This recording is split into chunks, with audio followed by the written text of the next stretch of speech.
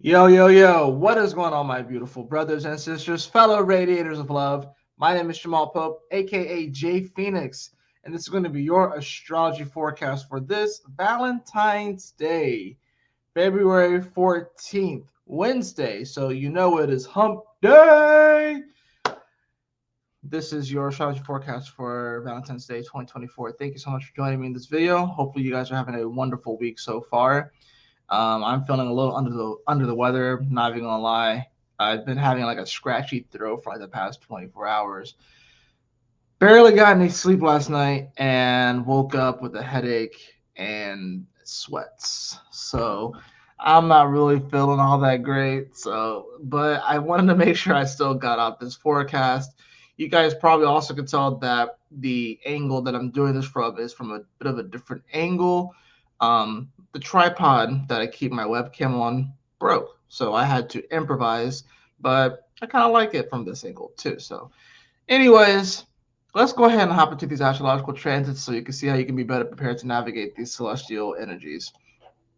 Go ahead and pull up that transit calendar. Main thing today, we're going to see that moon that's going to enter into Taurus. Going to make some aspects, of course, to all of this energy in Aquarius. It's going to square Pluto. It's going to square Mars. Um, I'm not sure if it'll get to squaring Mercury today. Mercury's a little far out, so it's going to definitely square over to Pluto and Mars today. And probably by the end of the day, we'll see it conjunct Jupiter while in sextile to Saturn at the same time. So um, honestly, don't know how long I'm gonna make this video. Like I said, I'm not really feeling that great. I also am experiencing a little bit of light sensitivity, but it is what it is. This is probably honestly just Mars on Pluto on my Saturn. So I mean, my sixth house is Taurus, so I mean the moon's going into my sixth house today. But like I almost like never get sick, y'all. Like the last time I got sick was like 2021. So this is pretty unusual for me. So let's go ahead and pull up the actual chart though for you guys. All right, so as you can see at the current moment, of course, we do have that moon at 29 degrees of Aries. It is void, of course, but it's getting ready to shift into Taurus. And within the next hour, of course, by the time you guys probably watch this, that moon will have shifted into Taurus. Now, of course, when the moon does this, it is in its exaltation. So that's kind of the nice thing about the moon. We can feel a little bit more grounded. Now, granted, this moon is going to immediately square over to Pluto as soon as it reaches Taurus. So once again, this is one of those energies where, Pluto, like I said, it's in Aquarius. We've had some aspects that we've never seen before, like as far as like Mars conjuncting Pluto, Mercury conjuncting Pluto in Aquarius for the first time in all of our lives. We've never seen this energy. On Friday, we're going to have Venus do the same thing. So now we're getting a moon that's going to be squaring this Pluto. And I don't think this is the first time it's happened. I'm pretty sure it happened several times last year. But we are going to see this energy as well. Now, like I said, the moon is also in Taurus. It's very grounded here. It definitely feels a lot better here in Taurus, but the square is going to provide a bit of a challenge. This is a 0 point square too, so really anything can happen. I think with Pluto too here in Aquarius, we're kind of having to really transform the way that we communicate with the world. And with the square here, this is all about, feeling into our value and feeling into our worth and seeing if these things really match up with the people around us and the populace around us. And, wanting to connect more to humanity here. I don't think this is going to be like the worst square in the world. At least the moon is in a spot that it likes to be in. But it's just, once again, we're kind of getting all this energy in Taurus and Aquarius right now. So there's a lot of fixed air, there's a lot of fixed earth, and this whole axis is being triggered pretty heavily. Not to mention that pretty much all of the planets are between Capricorn and Taurus right now. So 5 signs, you have all of the major planets and like major asteroids as well in Chiron. Because outside of that, the only things that you have are minor asteroids like Vesta and Juno and Pallas Athena, and even Ceres is in Capricorn now. And then, of course, you have that South Node in Libra. So there's definitely a big focus on the last signs of the zodiac and the first couple of signs of the zodiac. And especially when we think about it too, that Pluto is one of the last major planets on these last few signs. Yeah, we have Neptune and Saturn, but they're going to be coming into Aries in the next couple of years. And we really just gonna have Pluto. So it definitely feels like we're kind of in between worlds right now. It can feel like we're kind of in between the old world and the new world. Like I said, this moon it does feel good here in Taurus, and by the time we come towards the end of the day, actually Jupiter will move to 9 degrees, so it won't actually conjunct Jupiter. That'll be more of a Thursday, like a early Thursday morning aspect, and then same with the Moon, even sextiling over to Saturn. So I will, granted, the other thing, of course, is that you know, the moon is going to also square over to Mars today. So that's the other aspect too that we could talk about. Of course, this Mars now it's coming off of Pluto, still gaining its strength because, like I said, with Pluto, it's like a hyper super magnet absorbing all of this energy. And with Mars being there, we're wanting to definitely feel inspired and motivated to take some sort of action, especially trailing behind Mercury the way that it is. But we got to remember Venus is catching up to Mars now. It's within 5 degrees of Mars, so they're getting ready for their major conjunction in Aquarius, which we've been waiting for this conjunction ever since they were both in Leo when Venus almost caught up to Mars, but then it retrograded. So like I said, there's this kind of this overarching feeling that people wanted to really connect to other people and connect to the world around them, but things are just still a little bit off. You know what I'm saying? I think the moon in Taurus is going to be nice because it'll at least help us to ground a lot of this energy, especially all of the things that have been going on in Aquarius. I think that this is a positive thing, to help us ground this understanding and for it to not just be kind of way out there because we had, of course, that new moon in Aquarius, then it went into Pisces and conjuncted Saturn and Neptune, then it went into Aries and conjuncted the North Node and Chiron. You know, we've been getting a lot of firsts. We've been experiencing a lot of new energy, and we're having to kind of adjust to this energy. So this moon and Taurus is going to help us to adjust more to this energy. Other thing we got to remember, Chiron and the North Node, they are still traveling together at 16 degrees of Aries. And we got to remember too, this is the first time that we've seen uh, a Chiron and Aries like this and actually be consciously aware of it because Chiron was discovered in 1977, right? And when it was discovered, it was in Taurus. So a few years prior, Chiron was in Aries, but it was with the South Node, but we didn't know of Chiron's existence at that point. So that's the interesting thing about this too, is that now we're starting to come more into a awareness of the Chiron North Node in Aries and what that actually means. Like I said, the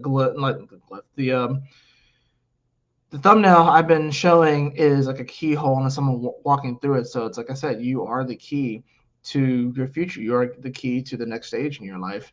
And it just really comes down to whether or not you're going to embrace and just express your true, raw, authentic self. But like I said, at least with the moon here in Taurus, it's going to help to ground some of this understanding.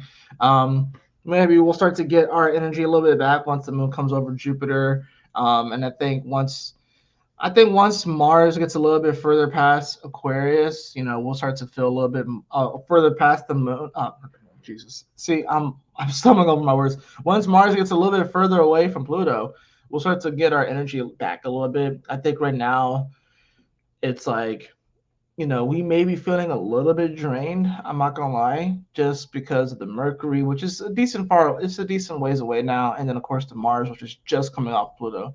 So if you feel a little bit drained, don't be surprised. Don't be surprised if you are feeling a little bit like energetically drained, and just remember that we still have Venus that's going to conjunct Pluto as well. So um, definitely going to be a pretty interesting Valentine's Day. At least, like I said, the moon is in Taurus, which should bring about some nice positive energy, even if it is squaring this Pluto, even if it is squaring this Mars. But I just think it really comes down to, feeling into our worth, feeling into our value, and making sure that we can connect with other people, and just seeing where we vibe, maybe you guys don't necessarily like the same things, whatever like that. But I think people can still get along even if they kind of go about things in a different way. You know what I mean? So that's really important. We should be able to have it to where you know people of different faiths and religions can still be friends with each other. Aquarius is friend energy, it's friendship energy, right? So that's the other thing about this too. Especially with the Venus that's coming on top of Pluto, a lot of friendships are about to be transformed. Some friendships are about to be born anew. Some friendships are about to actually come into fruition. So we're just kind of getting ready for that energy. Let's go ahead and hop into the cards. I know, like I said, I'm a little bit under the weather, so I do apologize for that. But it is what it is. Sometimes it happens, but I hope that this still helps you out a little bit, even if I'm not fully 100% there. Yeah, so let's go ahead and see what the cards have to say for today. Man, yesterday when I said that we may not be feeling like a lot of energy and feeling a little bit zapped, this is not what I had in mind. This is not what I had in mind. So, all right, let's see what we got going on here.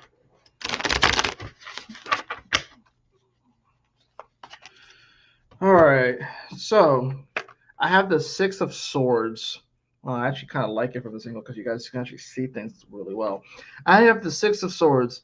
Yeah, we may be feeling like we need to kind of escape today, kind of go out. Maybe we need to do something a little bit different. It's funny, this is talking about someone escaping, and I'm going to just be staying at home today.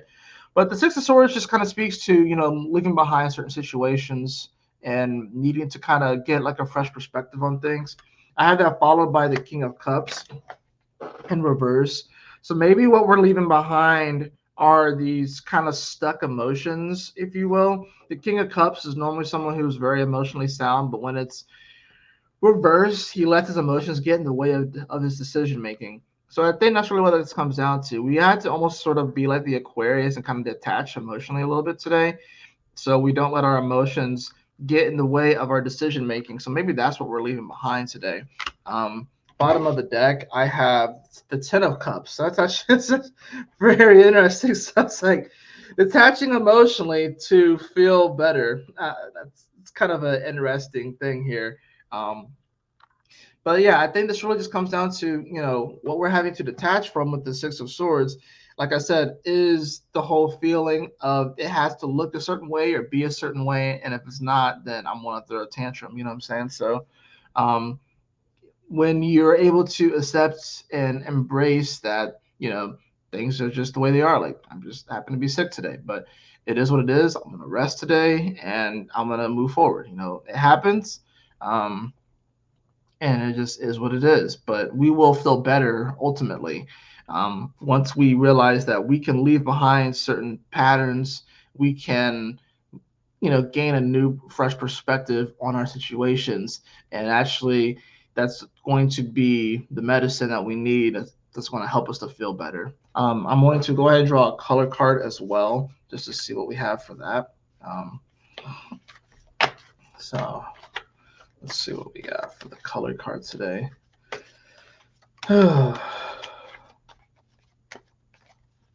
Let's see what we got.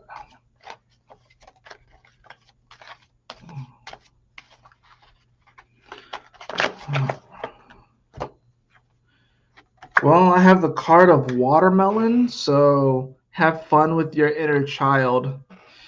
Yeah, I mean, I think with a day like today, especially, being Valentine's Day, it's hump day and stuff, we have all this energy that's coming over Pluto. Now we're about to have Venus that's come over Pluto. Yeah, we want to definitely have fun with our inner child. We definitely want to not take things super, super seriously, kind of keep things a little bit light, you know, connecting with our inner child and just realizing that, I like it's watermelon. Watermelon just reminds me of the summer. Watermelon reminds me of I have fond memories of just eating watermelon, and it's a beautiful day outside, and in between playing and stuff like that with my friends, and it's just about having that light, fun time.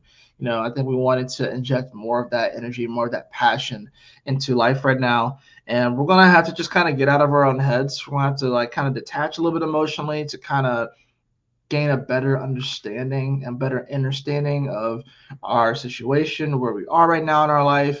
But by doing that, we're going to be able to, vibrate into that Ten of Cups kind of energy and really feel the positivity, feel the love, feel the gratitude for all the things that we do have right now. But it's going to come by, it's like connecting with our inner child will be a good thing today. Maybe do something fun today. I mean, I'm sick, but I'm probably gonna. I don't really know now. I'm gonna personally do probably just maybe play some video games and stuff like that. I guess, but and rest. But you know, um, yeah, it's definitely hump day. That's for sure. So that's going to do it for your astrology forecast today. I hope that you all enjoyed it. I know I'm a little under the weather and stuff like that, so bear with me. Took some Tylenol earlier, so hopefully that'll help with the headaches and stuff like that, and I could feel a little bit better tomorrow. So, but anyways, y'all take care, stay blessed, have a wonderful Valentine's Day, Wednesday, Hump Day, and I'll see you all on the next astrology forecast. Peace.